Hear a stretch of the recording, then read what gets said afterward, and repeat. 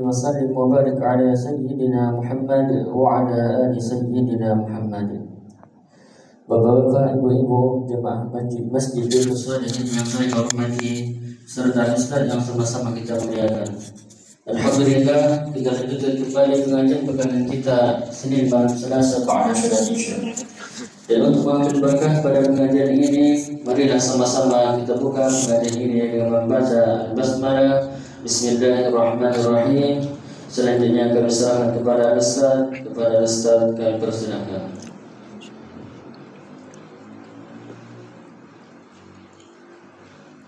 Bismillahirrahmanirrahim. Assalamualaikum warahmatullahi wabarakatuh. Alhamdulillahirabbil alamin. Wassalatu wassalamu ala asyrafil anbiya'i wal mursalin wa ala alihi wa ashabihi ajma'in. Subhanaka la ilma lana illa ma 'allamtana innaka antal alimul hakim. Rabbi shrah li sadri wa yassir li amri wahlul 'uqdatam min lisani yafqahu qawli. Wa la hawla wa la quwwata illa billahil 'aliyyil 'azim. Allahumma iftah lana futuhal 'arifin warzuqna fahman nabiyyin wa hafzal mursalin wa ilhamal malaikatil muqarrabin birahmatika ya arhamar rahimin. Syukur alhamdulillah atas segala nikmat dan karunia Allah Subhanahu wa taala. Salawat dan salam atas junjungan kita Nabi besar Sayyidina Muhammad sallallahu alaihi wasallam.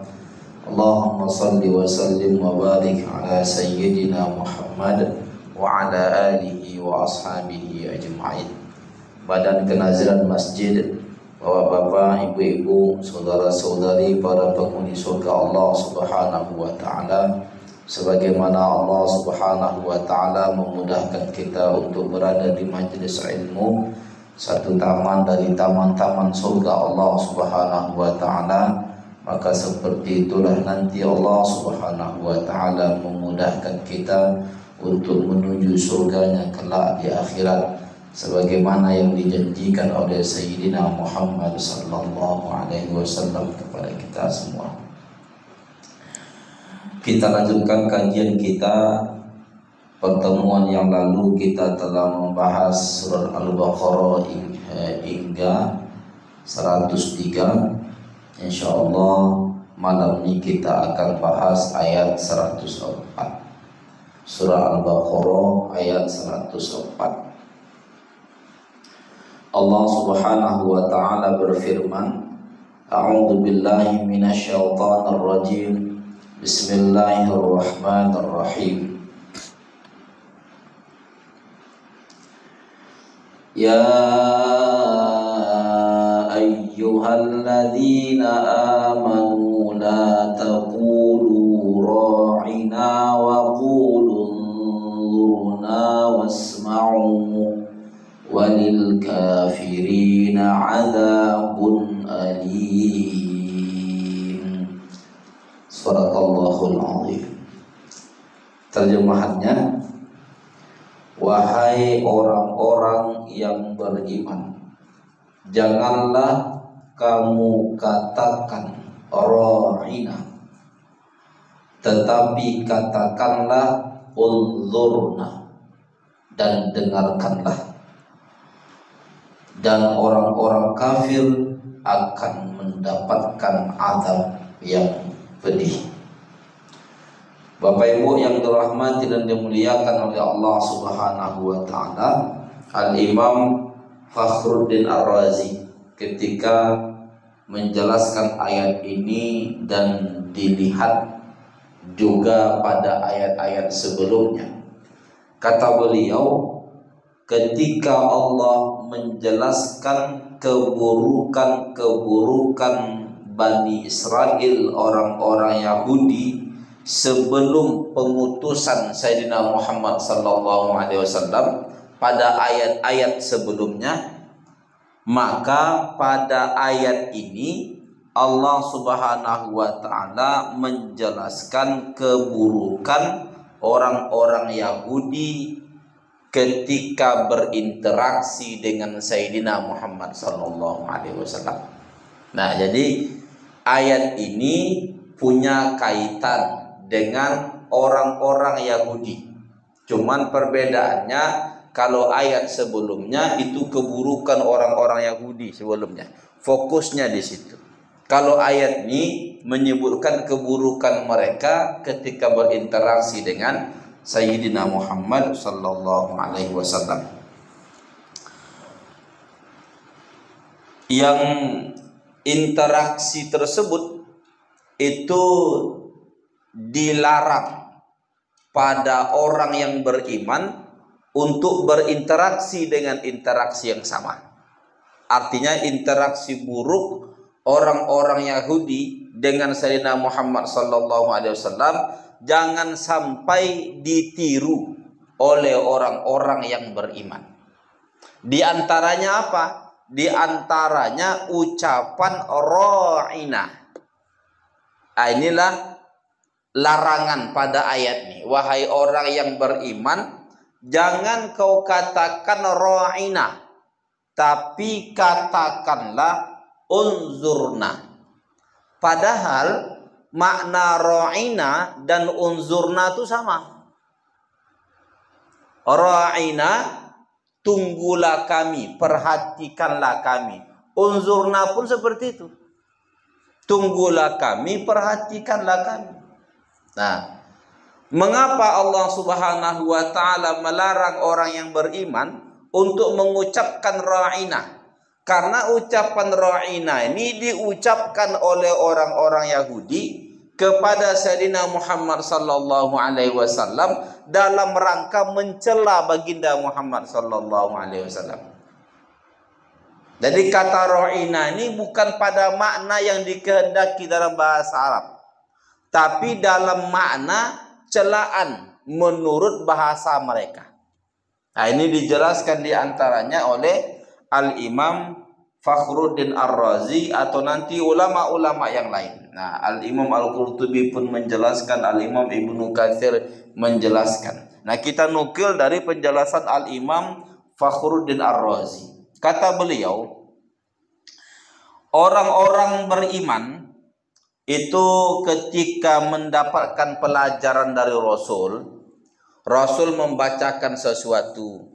Apakah yang dibaca oleh Rasul itu ayat Al-Quran atau pelajaran-pelajaran, lalu ditulis oleh orang-orang yang beriman.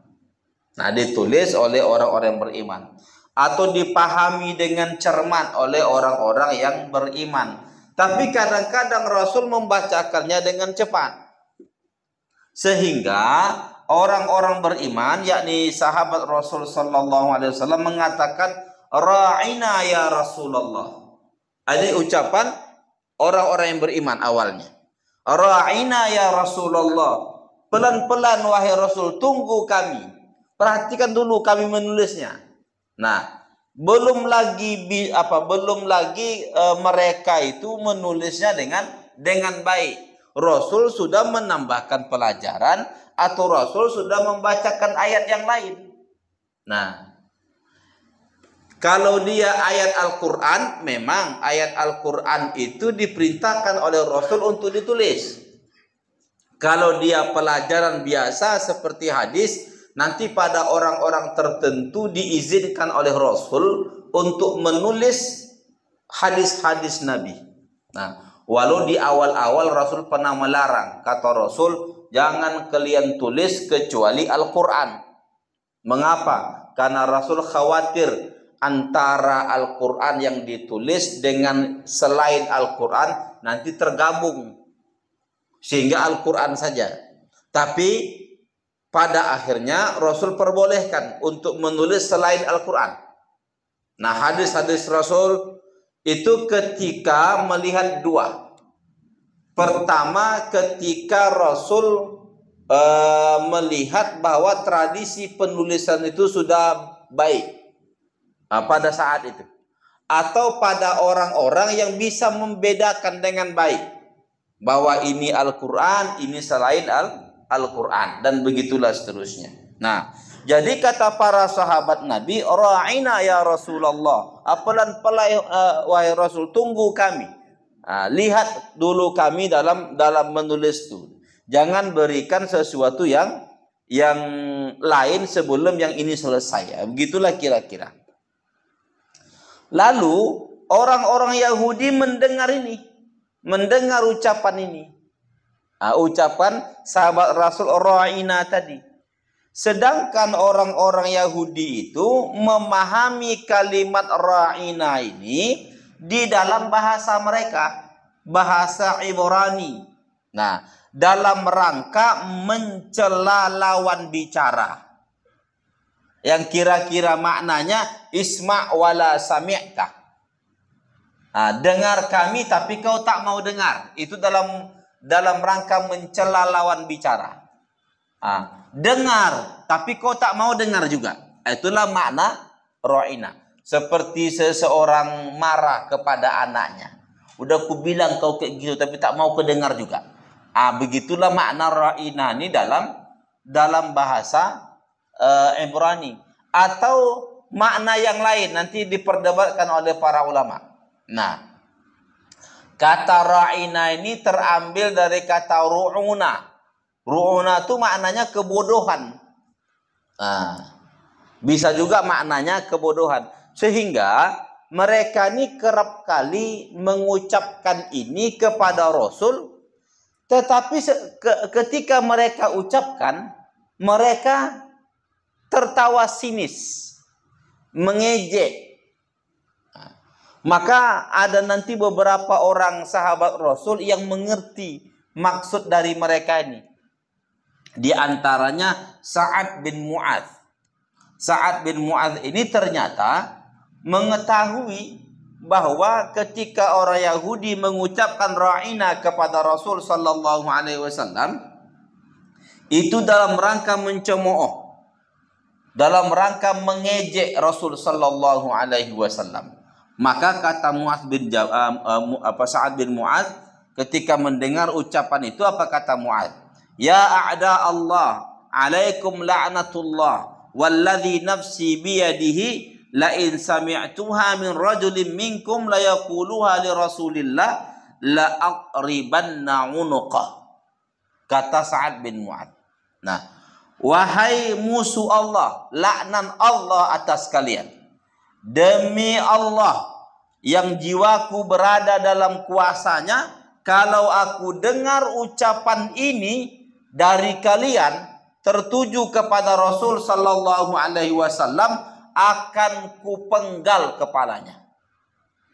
Mengapa? Karena ucapan ini ucapan cemoohan, mengejek Rasul sallallahu alaihi wasallam. Aku penggal kepalanya, kata Sa'ad bin Mu'adz. Nah, terkait inilah nanti pada akhirnya diturunkanlah ayat 104 surat Al-Baqarah nih. Ya ayyuhalladzina amanu la taqulu ra'ina. Wahai orang-orang yang beriman, jangan kau katakan lagi ra'ina, tetapi wa qulu unzurna. Katakan unzurna. Makna ra'ina dan unzurna dalam bahasa Arab sama. Tetapi karena orang Yahudi menyatakan ini dengan makna yang berbeda, dengan tujuan menghina Rasul, maka dilarang oleh Allah Subhanahu wa ta'ala. Mengapa? Karena nanti ketika orang Yahudi mendengarnya, maka ketika orang beriman mengucapkannya, didengar oleh orang Yahudi semakin mengikuti, semakin menghina Rasul sallallahu alaihi wasallam. Inilah nanti yang dijelaskan di dalam surat An-Nisa, surat yang keempat, ayat yang ke-46. Nah, surat yang keempat, ayat yang ke-46, Allah berbicara tentang orang-orang Yahudi. Nah, di antara orang Yahudi itu di tengah ayat menyatakan, wa yaquluna sami'na wa a'sayna wasma' ghayra musma'in wa ra'ina layyam bi alsinatihim wa ta'nam fid din. Nah, jadi orang-orang Yahudi itu mengatakan sami'na, kami dengar, wa a'sayna, tapi kami ingkari, kami maksiati, kami tidak taati. Dengarkan tetapi tidak mendengar. Ra'ina dengan makna yang seperti kita sebutkan tadi. Terus kata Allah Subhanahu wa taala, walau annahum qalu sami'na wa ata'na wasma' wanzurna. Jadi kata ra'ina itu ditukar dengan unzurna. Nah, kalau seandainya mereka mengatakan sami'na, kami dengar, wa ata'na, kami taat, wasma', dengarkanlah, wanzurna, dan tunggulah kami, perhatikanlah kami. Ini perintah yang diperintahkan oleh Allah kepada umat Islam untuk menyatakan unzurna, kalau mereka ingin Rasul itu memerhatikan mereka, maka jangan ucapkan kata ra'ina, tapi ucapkanlah kata unzurna. Nah, nanti Bapak Ibu yang dirahmati Allah, Al-Imam Al-Qurtubi dalam kitabnya Al-Jami' li Ahkamil Quran menjelaskan ayat ini menunjukkan larangan menggunakan lafaz yang digunakan oleh orang kafir yang memiliki makna pencemoohan kepada baginda Muhammad sallallahu alaihi wasallam. Nanti akan diteruskan lagi kepada agama Islam. Nah, dan begitulah seterusnya. Jadi dilarang menggunakan satu kata ketika kata ini dimungkinkan memiliki makna yang bertentangan dengan Islam, apalagi sampai mencemooh baginda Muhammad sallallahu alaihi wasallam. Banyak betul kalau kita sekarang ini, banyak betul yang kata-kata yang diungkapkan bertentangan dengan syariat Islam, seolah-olah meneguhkan keyakinan orang lain. Nah, ketika meneguhkan keyakinan agama yang lain, itu artinya bertentangan dengan Islam. Nah, apa contohnya? Salam lintas agama tuh. Nah, salam lintas agama itu kan bermuatan akidah, bermuatan pada sesuatu yang menjadi keyakinan mereka. Nah, jadi kalau seperti itu macam mana? Kalau kita gunakan saja sesuatu yang umum, seperti selamat pagi, selesai. Atau perlu menggunakan salam-salam seperti mereka itu, yang ada muatan keyakinan di situ. Kalau di situ ada umat Islam, ucapkan assalamualaikum dengan niat tertuju kepada umat Islam. Nah, yang lainnya bisa dengan selamat siang, selamat pagi, selamat malam. Tak ada muatan apa-apa di selamat siang, selamat pagi itu umum bentuknya. Tidak perlu menggunakan yang lain itu. Saya tak tahu siapalah yang mulai itu. Ya, memang pejabat yang menggunakan itu. Cuma entah siapalah yang mulai dulu. Seingat saya Pak Harto tak pernah kayak gitu. Iya.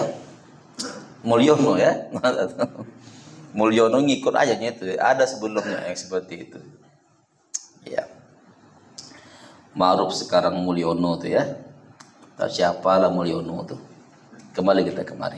Nah, jadi dilarang menggunakan kata-kata yang ketika kata ini digunakan oleh orang kafir dalam rangka mencemooh Islam.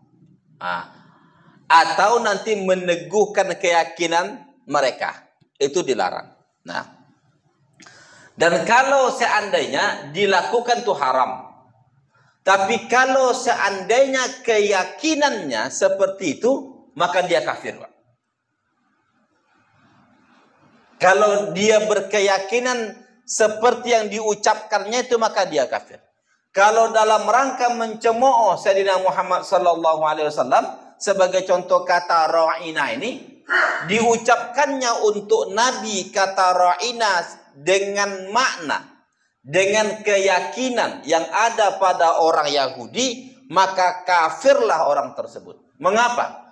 Karena orang yang mencemooh Nabi, menghina Nabi itu murtad. Makanya orang yang menghina Nabi itu hukumnya apa? Hukumannya hukuman mati. Di dalam syariat Islam tuh, kalau ada orang menghina Nabi, maka hukumannya hukuman mati. Kok bisa hukuman mati? Bukankah hukuman mati itu berada pada 3 kasus? Kasus yang pertama, pembunuhan. Orang yang membunuh dikisos, maka dia dibunuh. Hukum tertingginya. Orang yang berzina setelah menikah, maka dia dirajam sampai mati. Mati juga ujungnya. Atau orang yang murtad. Orang yang murtad itu keluar dari agama, maka dia dihukum mati. Tapi yang menghukumnya pemerintah ya. Nah, dia dihukum mati. Tak ada yang keempat. Lalu mengapa orang yang menghina Nabi itu ditetapkan hukuman mati? Karena orang yang menghina Nabi itu membatalkan syahadat. Syahadat risalahnya batal. Wa ashhadu anna Muhammadar Rasulullahnya batal. Maka kalau batal itu murtadlah dia, kafirlah dia. Nah, ketika dia kafir, maka berlakulah hukum murtad pada dirinya. Itulah hukuman mati. Nah, cuman orang sekarang udah banyak yang menghina Nabi, habis itu dibiarkan begitu saja. Nah, ya begitulah seterusnya ya. Jadi dari ayat ini, la taqulu ra'ina wa qulu unzurna, jangan kau katakan ra'ina tapi katakanlah unzurna. Ini menunjukkan jangan gunakan kata yang kata tersebut digunakan oleh orang kafir dalam rangka menghina Sayyidina Muhammad sallallahu alaihi wasallam. Nah, nanti Bapak Ibu yang dirahmati Allah, Al-Imam Fakhruddin Ar-Razi. Nah, kata beliau,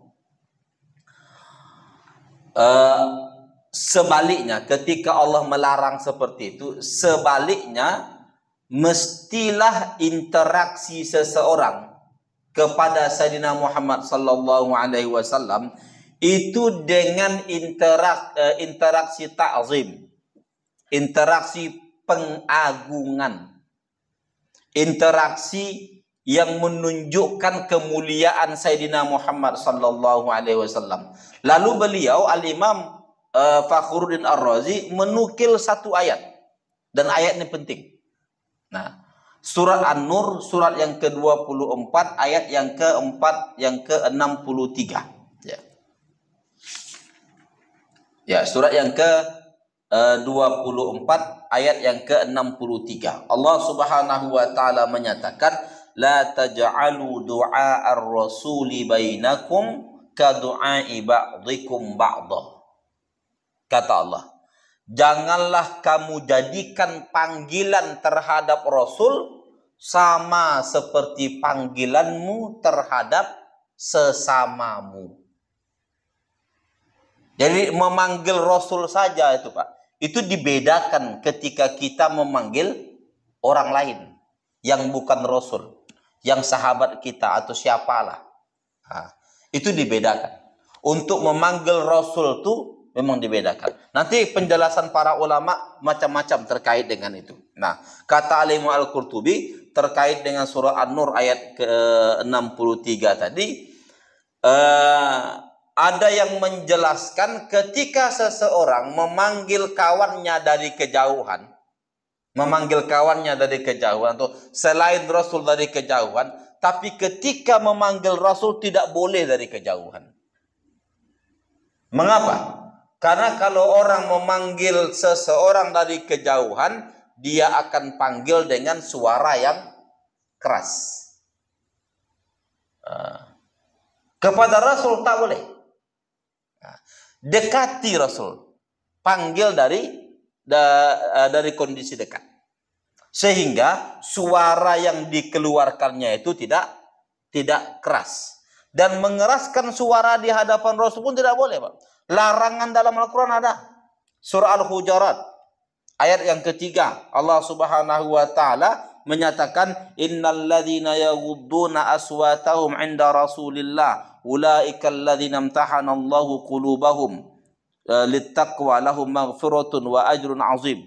Nah, itu terkait dengan larangan seseorang mengeraskan suara, atau perintah bagi seseorang untuk melembutkan suara, untuk menekan suara. Nah, di hadapan Rasul Sallallahu Alaihi Wasallam. Nah, begitu juga nanti larangan memanggil Rasul itu dengan panggilan namanya saja. Nanti dijelaskan oleh Mujahid, diantaranya Sa'id bin Jubair dan Mujahid. Nah, kata beliau, makna dari ayat tadi, yakni surat Nur tadi, surah An-Nur tadi, qulu ya Rasulullah fi rifqin wa layyinin wa la taqulu ya Muhammad bitahajjumin. Panggillah dengan ya Rasulullah, dengan penuh kelembutan. Jangan kau panggil dengan ya Muhammad. Nah, dulu orang-orang Arab pedesaan, pedalaman. Nah, yang menurut Al-Quran sendiri, Arab yang seperti ini banyak munafiknya. Nah, banyak orang yang memiliki karakter keras. Mereka sering memanggil Nabi Muhammad dengan ya Muhammad. Tapi kalau sahabat Nabi yang berada di Madinah itu sudah mengetahui semua. Sehingga memanggil Nabi itu dengan ya Rasulullah. Nah, artinya apa? Artinya kepada Rasul itu memang ada perbedaan. Apalagi orang yang menghina Rasul. Nah, dalam berinteraksi memanggil Rasul itu ada perbedaan. Allah Subhanahu wa taala ketika memanggil Nabi Muhammad sallallahu alaihi wasallam di dalam Al-Quran, itu Allah memanggil tidak dengan nama. Walaupun nama Nabi Muhammad itu disebutkan di dalam Al-Quran. Dalam Al-Quran itu nama Nabi Muhammad dengan sebutan Muhammad itu diulangi 4 kali. Disebutkan 4 kali. Di antaranya dalam surat Muhammad sallallahu alaihi wasallam. Nama surat dalam Al-Quran, surat yang ke-47, itu nanti ada penyebutan nama Muhammad. Maka Muhammadun. Itu dalam surat Al-Ahzab. Dalam surat Muhammad nanti ada bima nuzila ala Muhammadin. Jadi ada penyebutan nama Nabi Muhammad. Nah, dalam surah Al-Fatah pun ada. Nah, disebutkan nama baginda Muhammad SAW. Jadi ada 4 kali. 1 kali disebutkan dengan bentuk Ahmad. Nah, itu disebutkan dalam surat Shaf. Dalam surat Shaf, surat yang ke-61 ayat yang ke-6. Nah, terkait dengan Nabi Musa. Terkait dengan Nabi Isa. Terkait dengan Nabi Isa. Ketika Nabi Isa itu menjanjikan kepada kaumnya, akan datang seorang nabi setelahku yang bernama Ahmad, ismuhu Ahmad. Disebutkan oleh Allah nama Nabi Muhammad dengan Muhammad dan dengan Ahmad. Tetapi ketika Allah memanggil Nabi Muhammad, Allah tidak memanggilnya dengan ya Muhammad dalam Al-Quran. Allah panggil dengan ya ayyuhar rasul. Allah panggil dengan ya ayyuhan nabi. Itu diulangi beberapa kali di dalam Al-Quran. Ketika Allah memanggil nabi yang lain dengan namanya. Ya Musa, ya Isa, ya Yahya, ya Ibrahim, ya Nuh. Semua itu disebutkan di dalam Al-Quran. Tetapi ketika Nabi Muhammad, Allah panggil dengan ya Rasul, ya ayyuhar Rasul, ya ayyuhan Nabi. Begitulah Allah memanggil nabinya yang satu ini. Nah, artinya apa?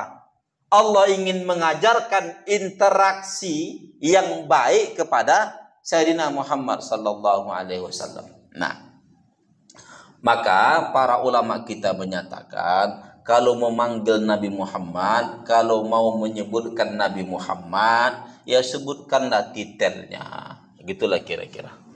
Sebutkanlah titelnya. Kalau Allah menyebutkan Ar-Rasul, kalau Allah menyebutkan An-Nabi. Nah, kalau kita bisa Nabi Muhammad.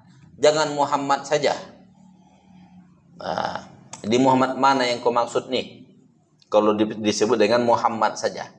Muhammad mana yang dimaksud? Nah, Muhammad yang tukang potong ayam samping rumah kau? Atau Muhammad Sayyidina Muhammad sallallahu alaihi wasallam? Nah, maka para ulama kita itu sering menyematkan kata Sayyidina pada Nabi Muhammad sallallahu alaihi wasallam. Ada pula orang tak boleh menyebutkan Sayyidina itu. Nah, padahal dalam hadis yang sahih diriwayatkan oleh Al-Imam Ibnu Majah dalam kitabnya Sunan Ibnu Majah, dan hadis ini sahih telah diverifikasi dengan redaksi yang berbeda ada dalam Sahih Muslim. Nah, redaksi berbeda juga ada pada Musnad Imam Ahmad. Nah, kata Rasul sallallahu alaihi wasallam, ana sayyidu waladi Adam wala fakhar.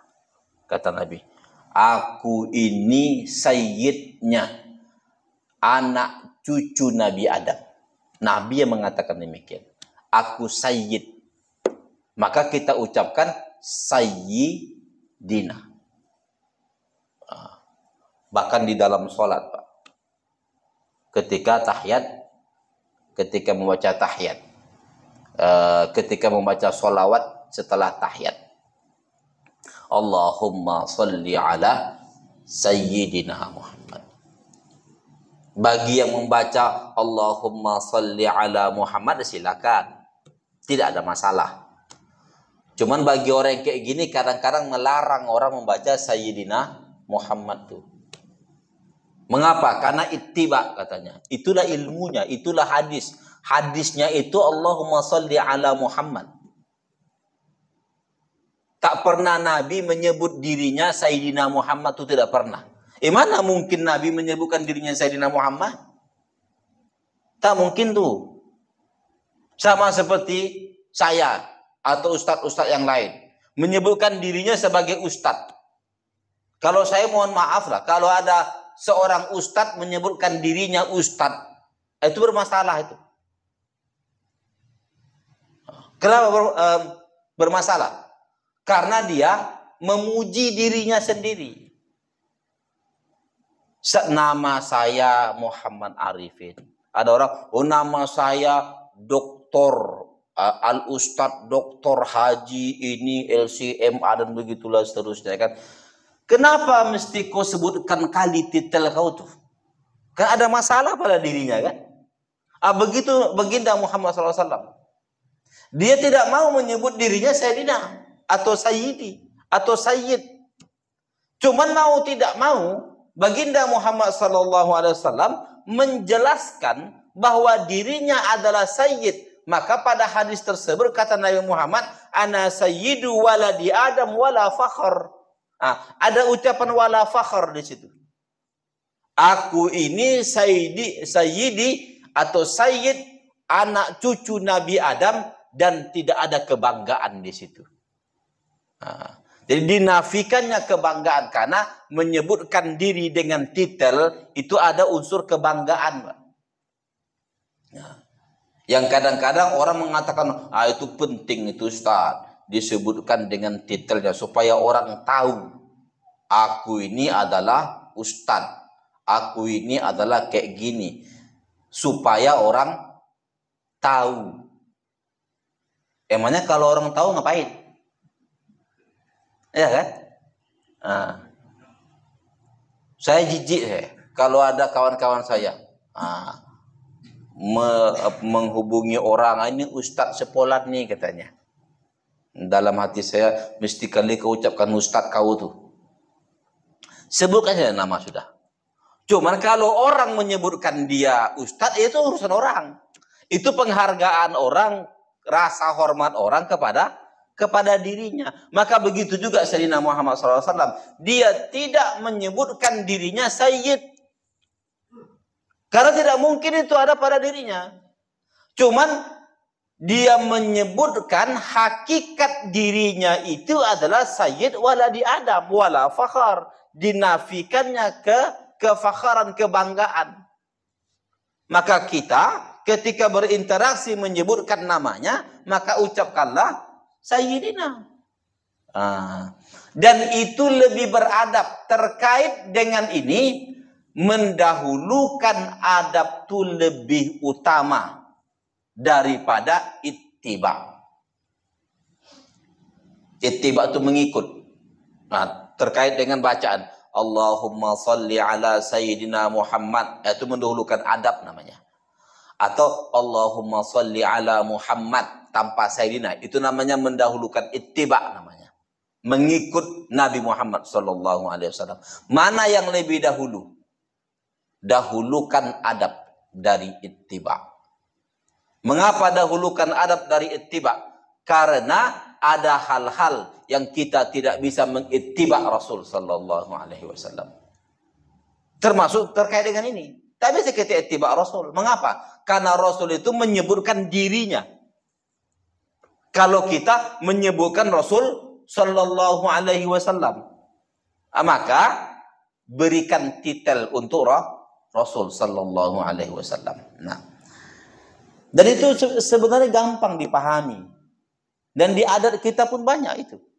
Nah, ketika kita memanggil ayah kita namanya Ucok. Kita panggil dengan apa? Dengan ayah kan? Tak mungkin pas ayah kita itu lewat, Cok, mari dulu Cok. Maksud kau apa? Manggil aku Cok? Pada ayah kita saja kayak gitu. Apalagi pada Sayyidina Muhammad sallallahu alaihi wasallam. Maka dahulukan adab itu. Karena Allah ketika memanggil Nabi Muhammad tidak dengan namanya, tetapi dengan titelnya. Ar-Rasul An-Nabi. Para sahabat memanggil Nabi Muhammad dengan Ya Rasulullah. Dan begitulah seterusnya ya. Nah, jadi dari ayat ini ada interaksi yang diperintahkan pada kita terkait dengan berinteraksi dengan baginda Muhammad SAW. Agungkanlah Nabi Muhammad SAW. Jangan diikuti orang kafir yang ketika memanggil Nabi itu dengan panggilan atau dengan ucapan ketika berinteraksi dengan Nabi dengan interaksi yang tidak baik. Walaupun yang tidak baik itu tersembunyi. Seperti ro'ina. Ro'ina itu zahirnya, ucapannya tidak ada yang tidak baik. Baik. Cuman yang mereka maksudkan itu tersembunyi. Keburukan yang tersembunyi di situ. Yang kayak gitu pun tak boleh. Yang kayak gitu pun tidak boleh. Kadang-kadang mereka ini kata ro'ina ini selewengkan sedikit. Nah, sesuai dengan surat An-Nisa tadi, layyam bi alsinatihim. Mereka balikkan lidah mereka dalam mengucapkan ra'ina. atau ra'ina, memiliki makna yang berbeda. Ra'una, cuman tidak begitu jelas. Sama seperti ketika mereka memberikan salam kepada Nabi Muhammad. Nah, antara assalamu dengan assamu, lamnya disamarkan sehingga kedengaran antara assalamu dan assamu. Nah, sehingga Ibunda Aisyah marah terkait dengan orang Yahudi yang mengucapkan ini kepada Rasul. Assalamualaikum ya Rasulullah, kata orang-orang Yahudi. Disamarkannya bunyi lam sehingga dia seperti sam. Maka apa kata Ibunda Aisyah? Wa'alaikumussalam wal la'nah, kepada kalianlah sam itu dan la'nah. Sam itu maknanya sesuatu yang buruk, makna dasarnya racun. Nah, ketika disebutkan pada assalamualaikum, ya celakalah kau, gitulah maknanya. Maka Ibunda Aisyah pada akhirnya marah karena ucapan itu. Nah, walaupun Nabi Muhammad ini orangnya lembut. Nah, kata Nabi Muhammad, janganlah kau ucapkan wa'alaikumussalam wal la'nah, tapi ucapkan saja wa'alaikum. Terserah orang tu lah. Orang tu mau mengucapkan, maksud orang tu assalam atau assam. Nah, kalau diucapkan wa'alaikum, maka balik kepada dia nanti semuanya. Nah, begitulah baginda Muhammad sallallahu alaihi wasallam. Nah, kembali. Jadi, la taqulu ra'ina wa qulu unzurna. Nah, Bapak Ibu yang dirahmati dan dimuliakan oleh Allah Subhanahu wa taala, ayat ini menggunakan seruan kepada orang yang beriman. Ya ayyuhalladzina amanu, wahai orang-orang yang beriman. Jadi tujuannya kepada orang yang beriman untuk menghindari perbuatan yang sama yang dilakukan oleh orang-orang Yahudi. Seolah-olah Allah ingin menyatakan, wahai orang-orang yang beriman, jangan kau sama perbuatanmu dengan orang Yahudi. Dan memang nanti muncul larangan berikutnya, menyamai orang-orang kafir. Nah, tapi Bapak Ibu yang dirahmati Allah, terkait dengan menyamai orang-orang kafir ini pada hal-hal yang prinsip ya. Nah, pada hal-hal nanti yang bersentuh antara akidah mereka dengan akidah kita. Nah, sebagai contoh, ketika seseorang berpakaian topi warna merah tuh, yang sering dipakai oleh orang-orang Nasrani itu. Nah, itu nanti jelas larangannya terkait dengan itu. Atau mengucapkan selamat Natal sebagaimana mereka. Nah, dan begitulah seterusnya. Dan bahkan dulu ini terkait dengan identitas. Tapi kalau sekarang identitas ini sudah mulai luntur. Apa itu? Identitas memanjangkan jenggot, mencukur kumis. Dulu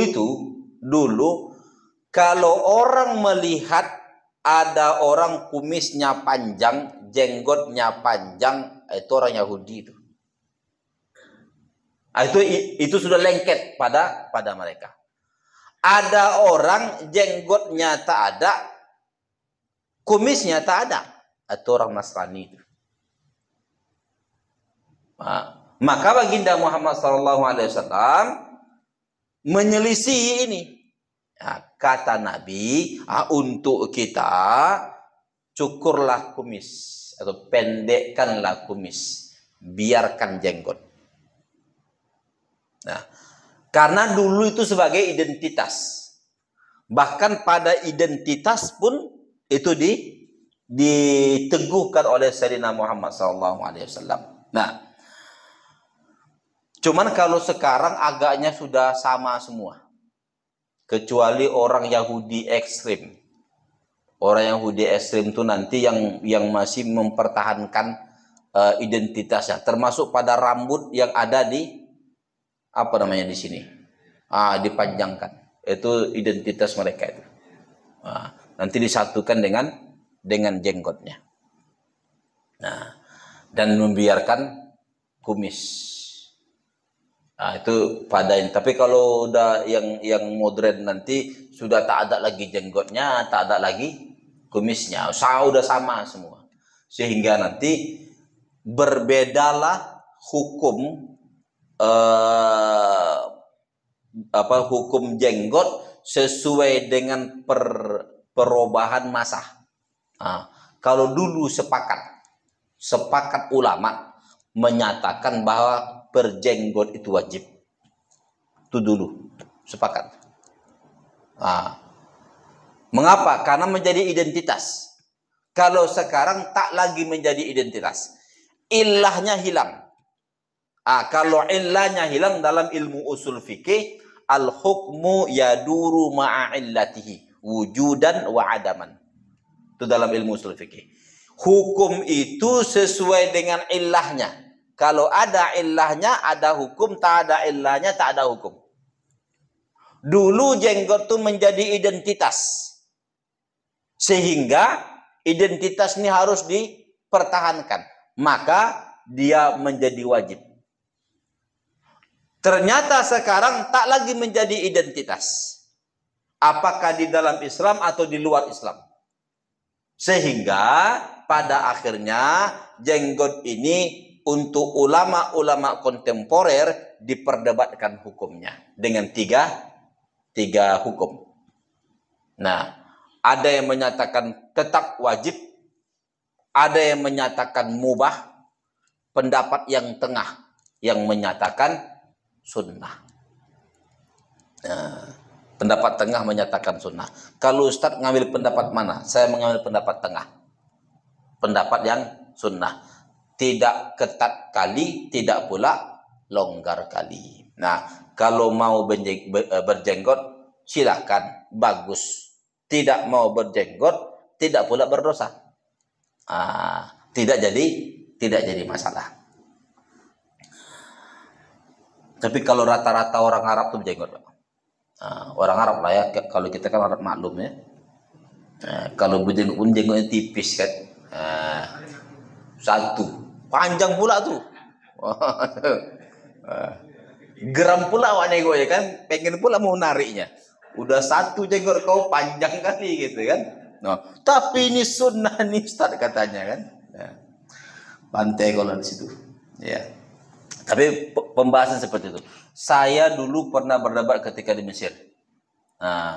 Kebetulan kawan debat saya itu orang Mesir yang pada saya itu beliau baru tamat S1. Saya masih di S1. Nah, terkait dengan jenggot ini dia agak ketat. Dengan berbagai dalil bahwa jenggot itu wajib. Saya menggunakan ilmu usul fikih. Yang ternyata orang-orang seperti ini tak memahami ilmu usul fikih. Ya, kalau kita ya orang Salafi Wahabi lah gitu kan. Yang memang ilmu usul fikih itu mereka tak paham. Sehingga nanti mereka tidak mengetahui hakikat hukum itu seperti apa. Bahkan Bapak Ibu yang dirahmati Allah, hukum itu nanti bisa berubah sesuai dengan masa, sesuai dengan kemaslahatannya, sesuai dengan tradisinya. Bisa berubah tuh. Nanti banyaklah pembahasan-pembahasan terkait dengan itu.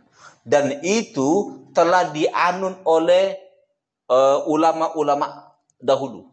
Sebagai contoh Al-Imam Syafi'i. Dan Imam Syafi'i itu ulama salaf. Masuk dalam kategori ulama yang berada pada zaman yang aman lah gitu. Yang disebut dengan salafus soleh. Karena abad kedua. Awal abad ketiga. Artinya apa? Pendapat beliau itu kuat sebenarnya. Cuman karena orang tak mengerti ilmu usul fikih ini, itulah nanti pada akhirnya ngotot. Ini hadisnya kayak gini. Padahal hadis itu kalau dia mau dipahami, disimpulkan hukum, harus melalui ilmu usul fikih. Jadi Al-Quran, hadis Nabi, kalau mau disimpulkan hukumnya apa yang dikandung oleh ayat dan hadis tersebut, itu harus melalui ilmu usul fikih. Ada cara memahaminya, ada cara menyimpulkannya, sehingga nanti pada akhirnya dia bisa disimpulkan. Oh ini hukumnya, oh ini hukumnya. Begitu juga terkait dengan isbal tuh. Terkait dengan isbal, dengan menjulurkan pakaian di bawah mata kaki. Itu juga ada pembahasannya. Tidak semudah apa yang mereka katakan. Nah, kembali kita kemari. Nah, jadi ini sesungguhnya larangan kepada orang yang beriman. Nah, dan Bapak Ibu yang dirahmati Allah, kemarin kita melewati dari surat Al-Fatihah, berpindah ke surat Al-Baqarah, sampai sekarang ayat 104. Dan untuk ya ayyuhalladzina amanu, inilah ayat yang pertama dalam Al-Quran. Ayat 104 surat Al-Baqarah. Inilah kali pertama yang disebutkan oleh Allah dengan ya ayyuhalladzina amanu. Dan nanti ada 80-an kali terulang itu. Ya ayyuhalladzina amanu. 80-an. Mungkin 88 kali terulang di dalam Al-Quran. Nah, inilah kali yang pertama. Nah, dan kata ya ayyuhalladzina amanu, kata Al-Imam Fakhruddin Ar-Razi, ini memberikan isyarat bagi orang yang beriman diseru dengan alladzina amanu, menunjukkan bahwa akhir dari kehidupan mereka itu aman dari neraka. Karena kata amanu itu menggambarkan keamanan. Berbeda dengan orang Yahudi. Orang Yahudi itu, kata Ibnu Abbas, sahabat Rasul sallallahu alaihi wasallam, dia dipanggil dengan ya ayyuhal masakin, wahai orang-orang miskin. Kata Ibnu Abbas. Di dalam kitab Taurat, orang-orang Yahudi itu dipanggil dengan ya ayyuhal masakin, wahai orang-orang miskin. Ini menjadi isyarat bahwa akhir dari kehidupan mereka itu adalah maskanah, kemiskinan, kehinaan, kepapaan. Artinya mereka berada pada kehinaan di akhirnya.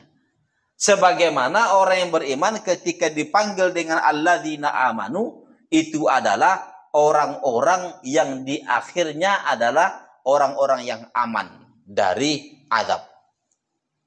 Sehingga dia dipanggil dengan alladzina amanu. Itu kata Al-Imam Fakhruddin Ar-Razi. Dan kata ya ayyuhalladzina amanu ini, Bapak Ibu rahmati Allah, kata Ibnu Abbas nanti, ketika disebutkan ya ayyuhalladzina amanu, pasti ada perintah atau petuah penting setelahnya.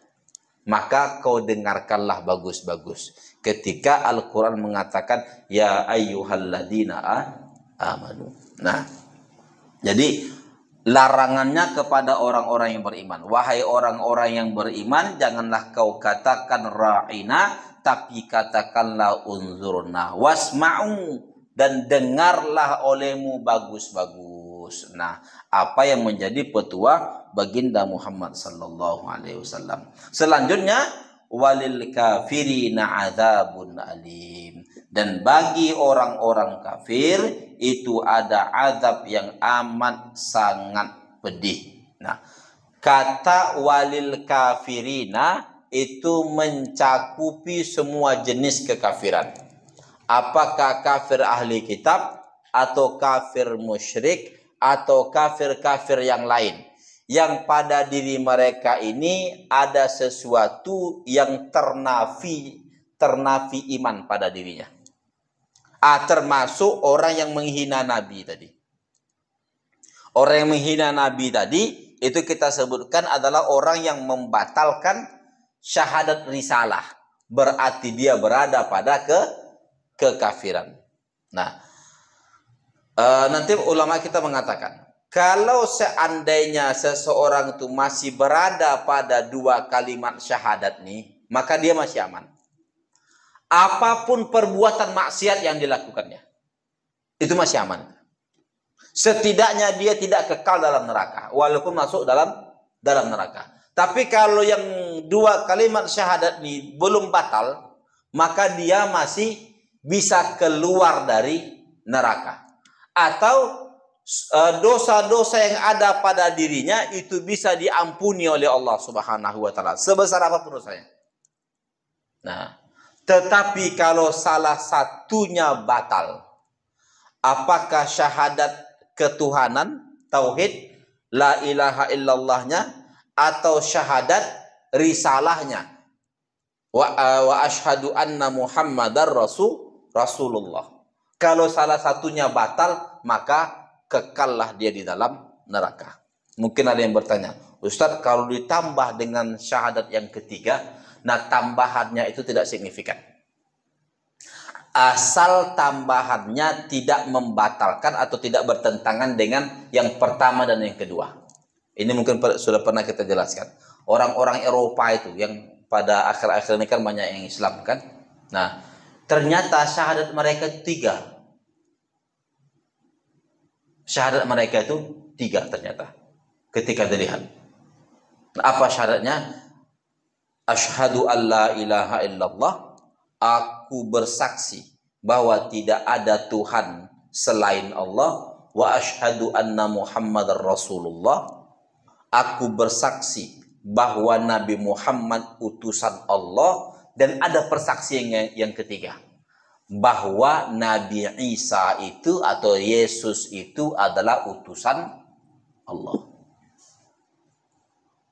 Nah, yang ketiga ini, bahwa Yesus itu adalah utusan Allah atau Nabi Isa itu adalah utusan Allah, apakah syahadat ini boleh? Boleh. Di mana letak boleh? Karena itu tidak bertentangan dengan syahadat yang pertama, tak pula bertentangan dengan syahadat yang kedua. Nah, kita pun berkeyakinan demikian. Kan dalam keyakinan kita kan Nabi Isa itu kan utusan Allah kan? Utusan Allah. Dan kita harus imani itu. Kalau kita tidak mengimaninya, berarti kita tidak mengimani sebagian dari ayat Al-Quran. Dan itu kafir. Nah, jadi ketika mereka mengatakan bahwa Nabi Isa itu adalah utusan Allah, dia bukan anak Tuhan, dia adalah utusan Allah, berarti berkesesuaian dengan wa asyhadu an la ilaha illallah dan berkesesuaian dengan wa asyhadu anna Muhammadar Rasulullah. Mengapa? Karena memang tidak ada Tuhan selain Allah. Dia Esa. Dan memang Nabi Muhammad memberikan informasi Nabi Isa itu sebagai utusan Allah. Sehingga syahadat yang seperti ini tidaklah bermasalah. Jadi kalau ada nanti yang menambah itu tidak masalah. Dan bahkan dinilai oleh sebagian orang sekarang ini bagus. Mengapa bagus? Supaya akidah lamanya luntur. Karena akidah lamanya itu kan bahwa Yesus itu anak Tuhan. Itu akidah mereka. Anak Tuhan itu Tuhan. Dengan demikian batallah Nabi Isa itu sebagai anak Tuhan. Nah, jadi ketika itu batal, meneguhkan la ilaha illallahnya, meneguhkan Muhammad Rasulullahnya. Nah, iya. Jadi walil kafirina itu berada pada semua jenis kekafiran yang ada, termasuk yang menghina Nabi Muhammad sallallahu alaihi wasallam dengan ucapan ra'ina tadi atau dengan ucapan-ucapan yang lain dalam rangka mencemooh Sayyidina Muhammad SAW. Orang ini orang seperti ini semuanya akan berada pada azabun alim. Dan rata-rata dalam Al-Quran ketika disebutkan azabun alim itu diperuntukkan untuk orang-orang kafir azab yang kekal dalam neraka. Saya kira itu yang bisa saya jelaskan terkait dengan ayat 104 surat Al-Baqarah ini. Insyaallah pertemuan yang akan datang akan kita lanjutkan pada ayat-ayat setelahnya. Jika ada yang mau bertanya atau dipertanyakan, dipersilahkan. Ya. Waalaikumsalam warahmatullahi wabarakatuh.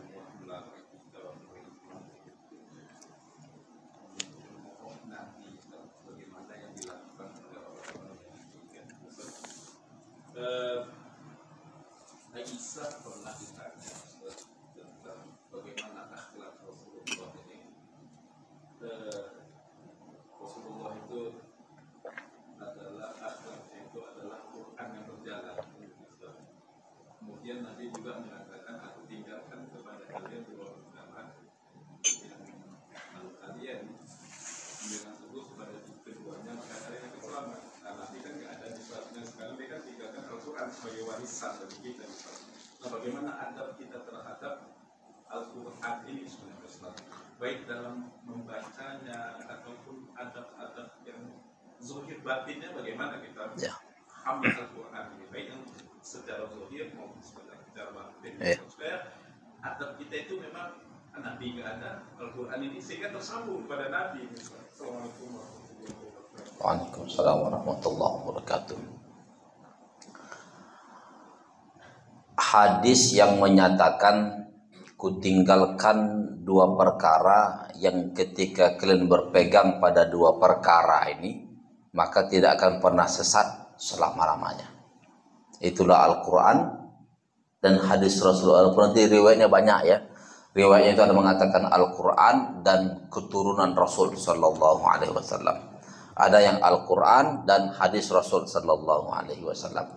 Yang sebenarnya riwayatnya tidak bertentangan satu dengan yang lain. Jadi Al-Quran dan hadis-hadis Rasul. Lalu ada orang, oh kalau kayak gitu kita langsung aja ke dalam Al-Quran, langsung aja ke hadis Rasul Sallallahu Alaihi Wasallam. Keliru. Mengapa keliru? Karena Al-Quran itu ada yang membawa. Yang dibawa dari Al-Quran itu dua. Ada lafaznya, ada maknanya. Dan bahkan Rasul itu disebut kana khuluquhul Quran. Sebagaimana Ibunda Aisyah mengatakan, adalah akhlak Rasul itu Al-Quran, itu justru berada pada maknanya. Al-Quran menjadi akhlak pada diri Rasul Sallallahu Alaihi Wasallam itu bukan lafaznya, Pak. Itu maknanya. Berarti Al-Quran itu telah berhasil pada diri Rasul menjadi karakter. Dan karakter itu berawal dari pemahaman terhadap Al-Quran. Sehingga dia membentuk karakter. Nah, dengan demikian yang Rasul sebutkan tadi, jika berpegang pada dua ini kalian tidak akan tersesat, itu berada pada maknanya. Nah, dan makna itu ada yang membawa. Sehingga nanti seseorang ketika mau menggali makna Al-Quran itu, atau bahkan yang paling rendah dari Al-Quran itu lafaznya sekalipun, kita harus belajar melalui orang pintar, orang alim. Nah, ini sering kita sebutkan juga bahwa mohon maaf, ilmu apa saja, termasuk ilmu agama nih, ilmu Al-Quran nih, itu memiliki dua mata pisau. Yang kadang-kadang baik, kadang-kadang buruk. Kok bisa buruk pula makna Al-Quran itu? Ingat siapa yang membunuh Ali bin Abi Thalib? Yang membunuh Ali bin Abi Thalib itu hafal Quran. Dan dia ketika membunuh itu membawa Al-Quran. Tapi dengan makna yang keliru. Jadi dia membunuh Ali bin Abi Thalib itu membawa ayat Al-Quran. Siapa yang berhukum pada selain Al-Quran, maka dia kafir. Sekarang kau Ali telah kafir, kubunuh kau. Kata orang yang membunuh Ali bin Abi Thalib itu hafal Quran lah, membawa Al-Quran. Oh, kalau kayak gitu salah. Bukan Al-Qurannya yang salah, tapi pemahaman dia pada Al-Quran itu yang keliru. Mengapa kok bisa keliru? Ada dua gendangnya. Yang pertama, dia pahami sendiri itu Al-Quran sesuai dengan kecenderungan dirinya, sehingga muncullah pemikiran-pemikiran yang melenceng. Atau dia ambil makna Al-Quran itu dari orang yang tidak mumpuni di bidangnya, sehingga pemahamannya keliru. Makanya ketika kita diminta untuk menjelaskan Al-Quran, kalau saya secara pribadi tak mau saya langsung melalui ayat. Saya baca dulu kitab. Nah, terkait dengan ayat ini minimal 2 kitab tafsir telah saya baca. Satu Al-Imam Al-Qurtubi, satu lagi Al-Imam Fakhruddin Ar-Razi.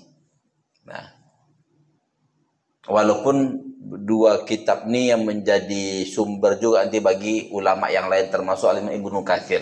Ibnu Katsir itu cuma mengikut saja itu dari ulama sebelumnya, dan ulama sebelumnya itulah Al-Imam Fakhruddin Ar-Razi dan Al-Imam Al-Qurtubi dalam kitab Al-Jami' li Ahkamil Quran. Nah, artinya apa?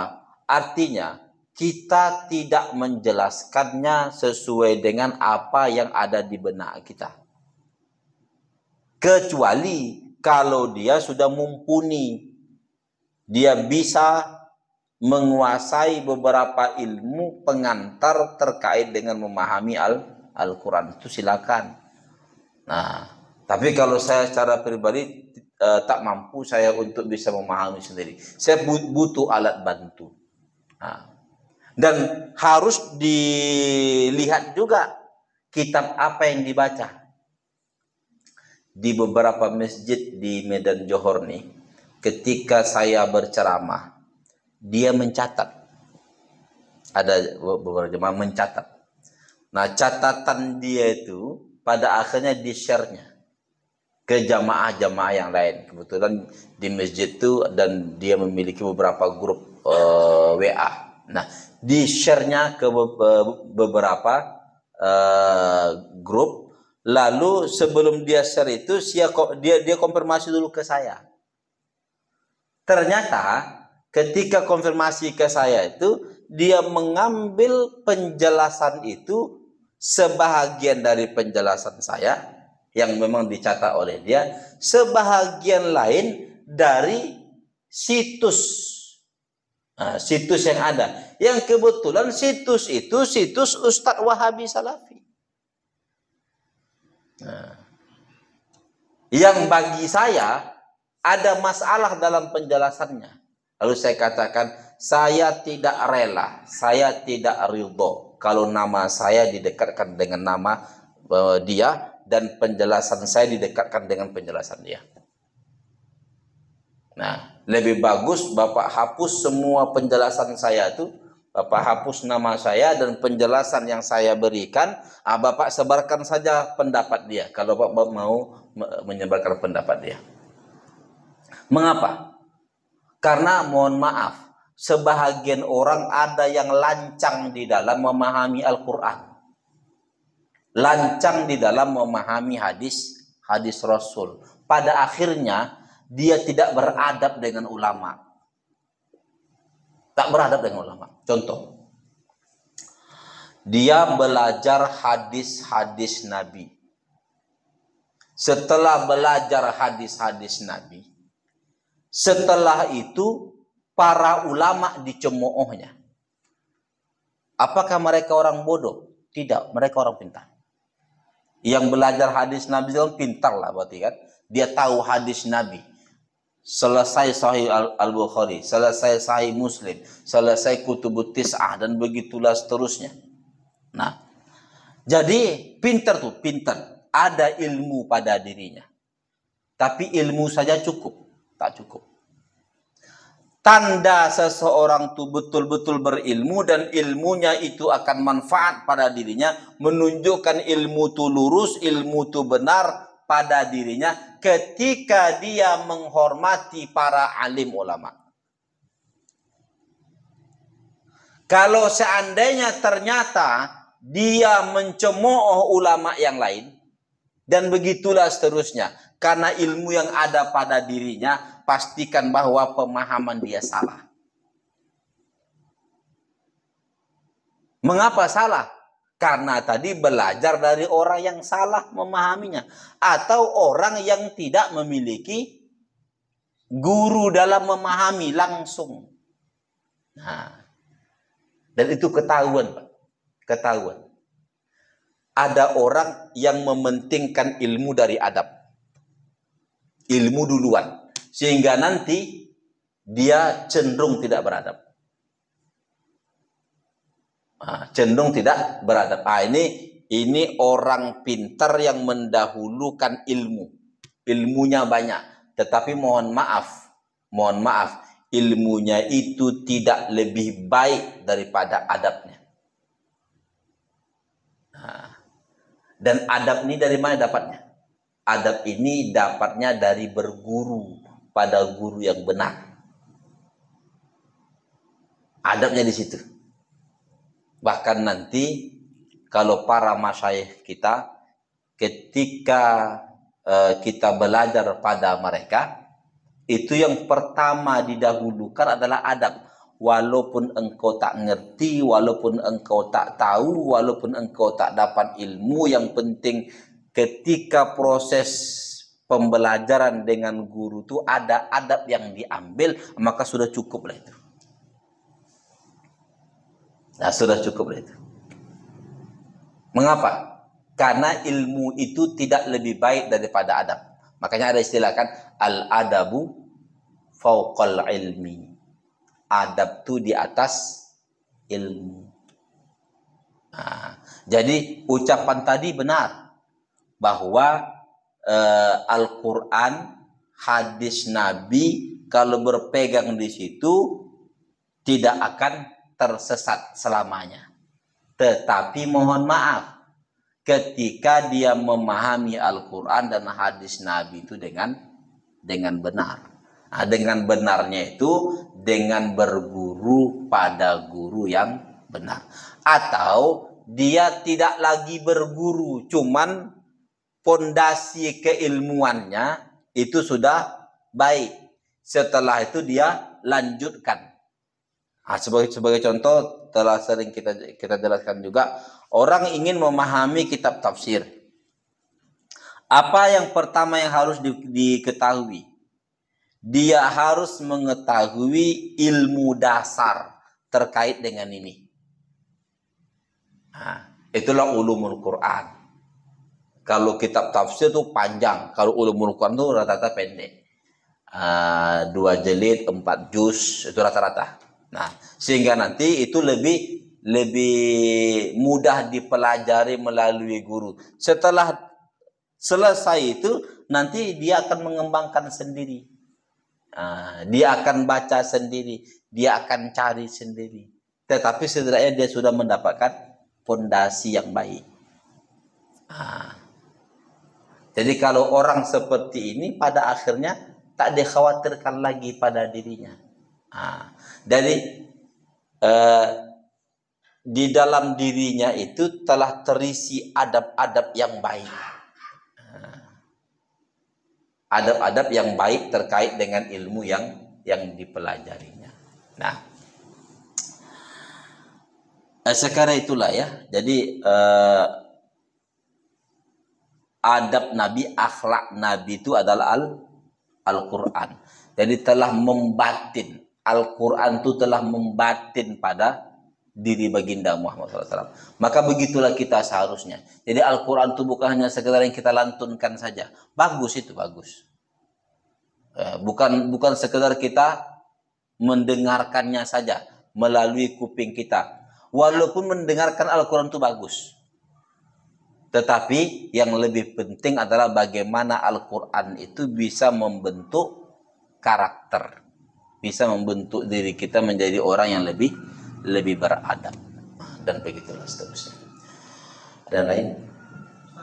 Ya. Waalaikumsalam warahmatullahi wabarakatuh.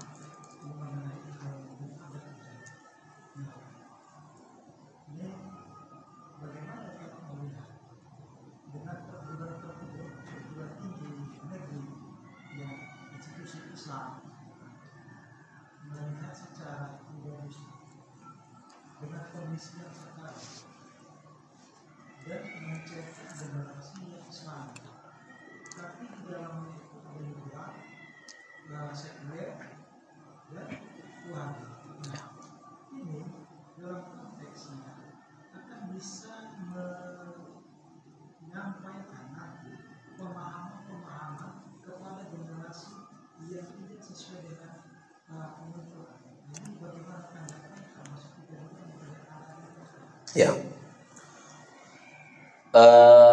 saya melihat ada pembelajaran atau sistem pembelajaran yang keliru di sistem pembelajaran kita.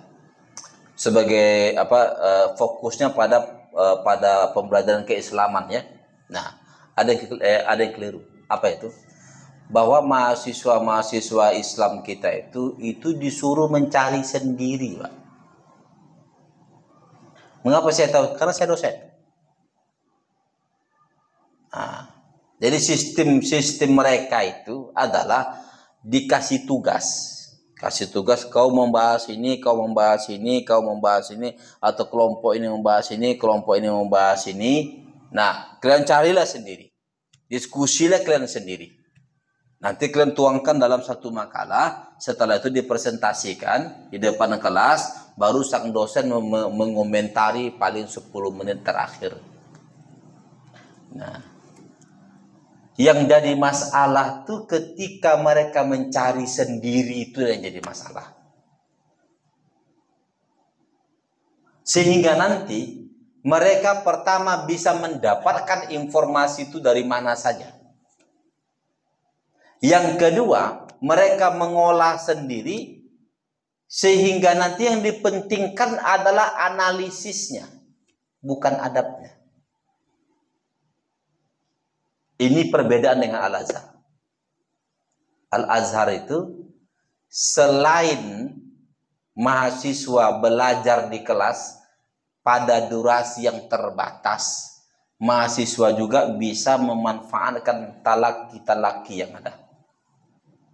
Berjumpa dengan guru, belajar satu kitab dengan utuh, dengan penuh ketawaduan, dengan penuh hormat pada guru, dan begitulah seterusnya. Nah, inilah yang membentuk adab nanti pada akhirnya. Sehingga mereka itu hormat pada gurunya betul-betul tinggi. Hormat pada orang alimnya betul-betul tinggi. Mereka diajarkan ketika menyebutkan nama Asy-Syafi'i ada al-imamnya. Menyebutkan nama ulama fulan ada syekhnya. Ada titel-titel yang disebutkan. Kalau kita di sini mohon maaf, saya pernah juga jadi mahasiswa S2, S3 di sini. Nah, jadi ketika menyebutkan nama ulama itu tak perlu kau sebutkan imam tuh, kata profesor tuh. Tak perlu kau sebutkan imamnya. Udah namanya saja, samanya kau sama dia katanya. Nah, itu kan penanaman karakter yang tak baik itu kan. Nah, padahal saya biasanya ketika menyebutkan nama ulama itu, kalau dia ulama sentral, ulama besar, saya sebutkan al-imamnya. Nah, apakah dalam ucapan atau dalam tulisan. Nah, tapi kalau mereka tidak, sebagaimana Syafi'i mengatakan begini. Dalam hati saya, ini Syafi'i mana ini? Nah, Syafi'i yang di samping rumah dia itu, yang memelihara kambing itu, atau al-Imam Syafi'i gitu kan? Nah, dan begitulah seterusnya. Jadi adab itu masalah, Pak. ketika adab bermasalah di dalam ilmu yang dipelajari, mohon maaf, inilah bibit liberal tuh. Inilah bibit sekuler itu. Yang pada akhirnya ilmu itu bebas nilai. Jadi mereka mengajarkan bahwa ilmu itu bebas nilai. Bahkan nanti mereka ingin mengatakan, kau kalau mau menilai aliran tertentu, menilai pendapat tertentu, kau harus berada di luar pendapat itu supaya objektif. Nah, kau harus berada di luar organisasi itu atau mazhab itu supaya objektif. Kalau kau masih berada di situ tidak objektif. Ujungnya nanti apa? Ujungnya kalau kau mau menilai Islam, berada dulu kau di luar Islam. Baru objektif. Karena ini logikanya bagus juga logika mereka itu. Karena untuk melihat rumah itu condong atau tidak, tak bisa dari dalam rumah. Mau melihat rumah itu condong atau tidak harus dari luar rumah. Oh mahasiswa kalau betul juga ini gitu. Kan gitu. Nah. Dan ini masalah, Pak. Masalah. Nah. Akhirnya apa? Akhirnya boleh jadi mereka Syiah. Ya kan? Dulu pernah di UIN kita nih, Fakultas Usuluddin itu mengeluarkan alumni yang Syiah. Dan bahkan diakui oleh para dosennya. Maka repotlah Profesor Ramli, guru kita, untuk berdialog dengan orang-orang yang seperti ini. Nah, dan kita juga pernah berdialog dengan dia. Nah, artinya apa? Artinya ada masalah pada sistem itu. Karena sistem pendidikan kita itu lebih mengutamakan ilmunya, bukan adabnya. Nah, seperti kampus Merdeka ini kan, itu lebih ke ilmunya, Pak. Dalam Islam itu tidak seperti itu. Dalam Islam itu adab itu di atas ilmu. Norma, nilai itu di atas ilmu. Ilmu yang didapatkan harus memiliki nilai. Dia tidak bebas nilai. Sehingga nanti ketika dia mendapatkan ilmu, membuat dirinya semakin beradab. Bukan membuat dirinya semakin melepaskan dari adab. Bahkan mohon maaf, kalau mahasiswa kita ini, guru dia bisa didebatnya, dipermalukannya. Nah, dan kalau dia mampu mempermalukan dosennya, dapat nilai A+. Padahal mohon maaf, itu sudah mengoyak norma. Saya beberapa waktu yang lalu diminta untuk berdebat dengan guru saya dulu, guru aliyah. Nah, karena ada satu pendapat yang saya dengan dia bertentangan. Nah, saya tidak setuju dengan pendapat beliau. Lalu pada akhirnya dimintalah untuk mengadakan diskusi. Saya katakan, siapa lawan saya diskusi? Disebutkan namanya. Ya kebetulan guru saya. Mohon maaf, ilmu saya hilangkan. Kalau saya berdebat dengan dia, saya hilangkan ilmu saya. Lebih bagus saya tunduk pada guru saya itu. Saya akan hilangkan ilmu saya. Karena ilmu saya itu tidak lebih penting daripada adab saya kepada guru. Hilang pada akhirnya. Terjadi juga dialog, cuma karena banyak pembicara pada saat itu. Tapi pada akhirnya saya hanya berbicara pada sesuatu yang umum saja, tidak menyinggung siapa-siapa. Dan bahkan guru saya ini saya jaga perasaannya. Nah, mengapa demikian? Karena memang ilmu saya itu dengan segala analisis yang ada itu tidak lebih penting daripada adab saya kepada guru saya. Dari dialah saya dapat ilmu. Dari dialah saya bisa mengembangkan ilmu ini. Mengapa setelah mendapatkan ilmu ini, dia yang saya sembelih gitu kan? Setelah saya mendapatkan analisa ini, setelah mendapatkan berbagai alat yang ada, lalu guru saya tadi saya sembelih dengan pisau yang saya dapatkan itu.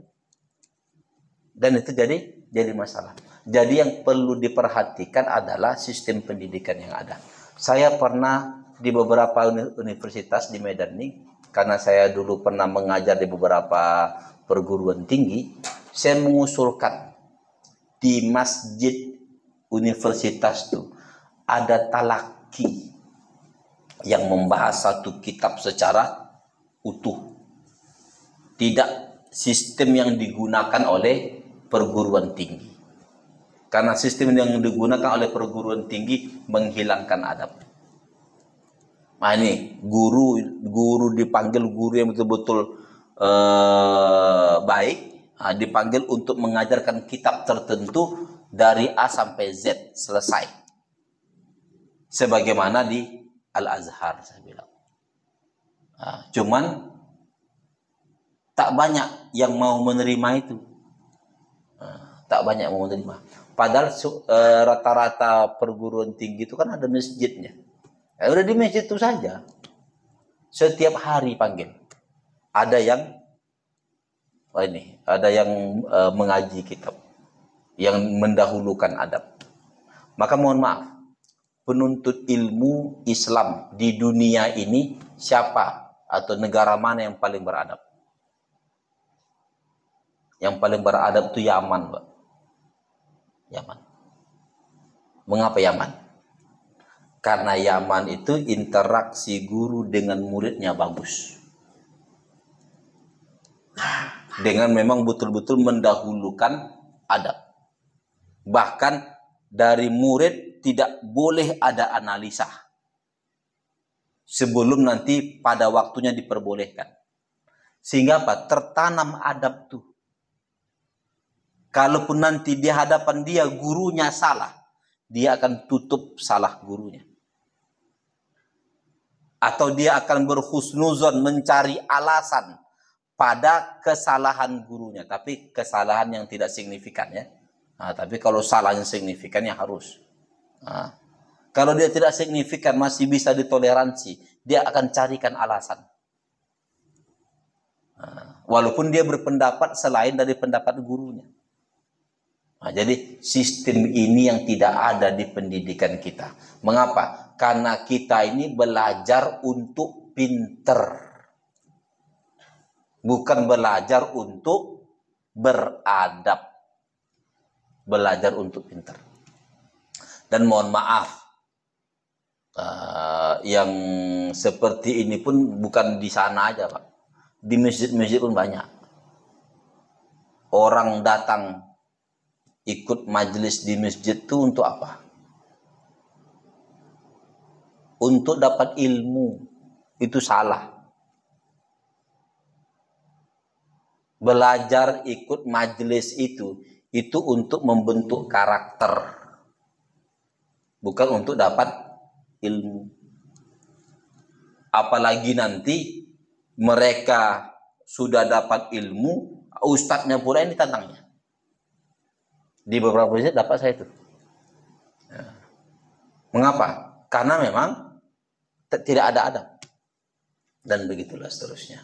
Jadi yang jadi masalah itu adalah mereka lebih mendahulukan ilmu daripada adab. Padahal adab duluan. Adab itu pertama yang harus dikejar. Bahkan pada ilmu apapun. Contoh ilmu hukum. Ada hukumnya, ada norma di atas hukum kan.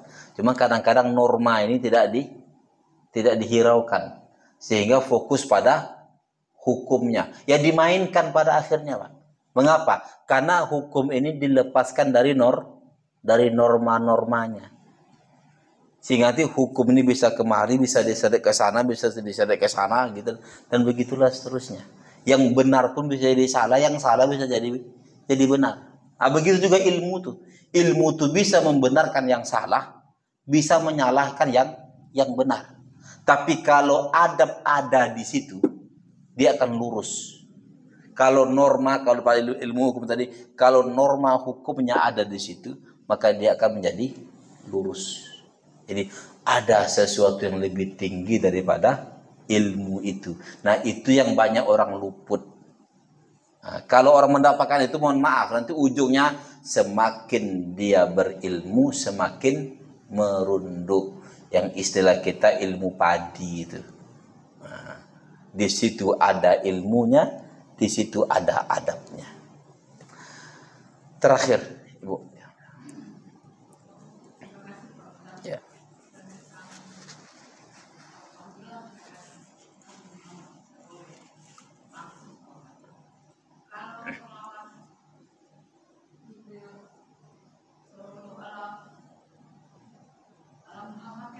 Ya. Sudah? Ya. Nanti ada penjelasan, tapi saya tidak begitu ingat penjelasan dari mana. Dulu di majelis-majelis sholawat kita dapatkan di Mesir.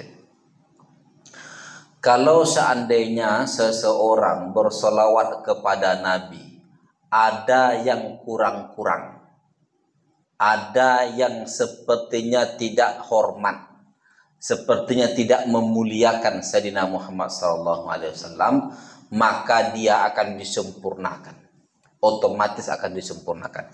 Mengapa? Karena mahalnya tempatnya tempat madah, tempat pujian, dan solawat itu dia tempat pujian, Pak. Jadi kalaupun dia kurang-kurang akan disempurnakan. Kalaupun dia kesannya tidak beradab karena menyebutkan nama Muhammad saja, tidak ada Sayyidinanya, dia akan disempurnakan. Mengapa? Karena tempatnya tempat pujian, bukan tempat celaan. Nah, jadi tak ada masalah di situ sesungguhnya. Makanya tadi kita sebutkan terkait dengan solawat di tahiyat itu. Setelah tahiyat itu tidaklah salah kalau ada orang bersolawat Allahumma salli ala Muhammad wa ala ali Muhammad. Tak ada salah di situ, karena dia tempatnya tempat pujian. Tetapi sebaiknya, sematkanlah Sayyidinanya. Contoh habis sholat tuh, apa biasanya selawat ketika salam-salaman. Ya kan, itu kan tak ada Sayyidinanya tuh. Kalau saya biasanya saya sematkan Sayyidinanya itu. Apa ini? Sallallahu alaihi Muhammad. Itu kan ada lagunya itu kan. Biasanya kalau lagunya itu susah untuk menambahkan kata. Kalau dia ditambahkan nanti ada yang dipercepat bacaannya. Itu biasanya diselipkan Sayyidinanya. Walaupun redaksi awalnya tidak menggunakan Sayyidina. Nah, sebaiknya gunakanlah Sayyidina atau gunakanlah sesuatu yang lain yang menunjukkan pada kemuliaan Nabi Muhammad sallallahu alaihi wasallam. Nah, jadi nanti kalau seandainya ada solawat yang digubah oleh para ulama atau yang didapati dalam hadis-hadis Nabi, ternyata tidak ada Sayyidinanya, tidak ada masalah. Mengapa? Karena tempatnya tempat pujian. Tapi kalau dia memuji Nabi dengan menggunakan titel yang banyak untuk baginda Muhammad SAW, maka itu yang lebih baik. Nah, karena kata Nabi itu, silakan kalian memuji aku selama tidak seperti orang Nasrani memuji Nabi Isa. Jadi silakan puji Nabi Muhammad setinggi-tingginya, selama tidak seperti orang Nasrani memuji Nabi Isa. Macam mana mereka memuji Nabi Isa? Mereka jadikan Nabi Isa sebagai anak Tuhan. Itu yang tidak boleh. Nah, jadi selain itu setinggi apapun kita memuji Nabi Muhammad tidak ada masalah. Selama Nabi Muhammad itu tidak dijadikan sebagai Tuhan. Anta syamsun, anta badrun, engkaulah matahari, engkaulah rembulan gitu kan. Nah, tidak jadi masalah. Setinggi apapun kita puji baginda Muhammad SAW, selama kita tidak menyematkan pada Nabi Muhammad itu sebagai Tuhan atau anak Tuhan, maka silakan puji. Nah, demikian. Jadi tidak ada masalah kalau seperti itu. Mengapa? Karena tempatnya adalah tempat pujian, akan disempurnakan ucapan-ucapan yang kurang. Astaghfirullahaladzim, la ilaha illa huwal hayyul qayyum wa atubu ilaih. Alhamdulillahi rabbil alamin. Wassalatu wassalamu ala asyrafil anbiya'i wal mursalin wa ala alihi wa ashabihi ajma'in. Allahumma a'inna ala dzikrika wa syukrika wa husni ibadatik. Rabbana la tuzigh qulubana ba'da idh hadaitana وهب لنا من لدنك رحمة إنك أنت الوهاب ربنا هب لنا من أزواجنا وذرياتنا قرة أعين واجعلنا للمتقين إماما ربنا آتنا في الدنيا حسنة وفي الآخرة حسنة وقنا عذاب النار وصلى الله على سيدنا محمد وعلى آله وصحبه وسلم والحمد لله رب العالمين. السلام عليكم ورحمة الله وبركاته.